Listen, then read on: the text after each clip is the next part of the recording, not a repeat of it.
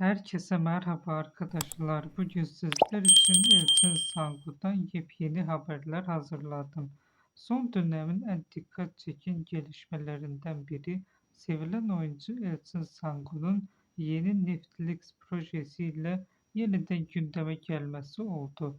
2026 yılında yayınlanması planlanan Seni Tanıyorum adı adlı psikolojik drama dizisinde başrolü üstlenecek olan başarılı oyuncu bu projede Ozan Dolunay ve Melis Sezen ile birlikte kamera karşısına geçiyor.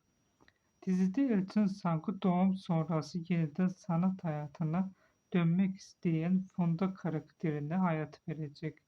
Hikaye eve gelen gizemli bir bakıcı ile birlikte gerilim ve duygusal çatışmalar etrafında şekilleniyor.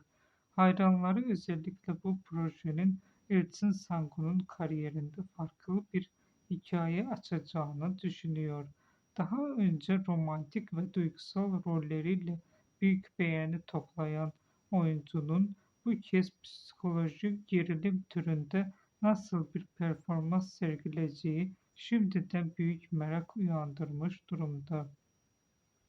Sosyal medyada Elçin Sangu'nun yeri günlük benden bu kadar arkadaşlar, yorum yapılırken birçok kişi onun güçlü oyunculuk yeteneğiyle için teşekkür ederim vuracağını ifade ediyor.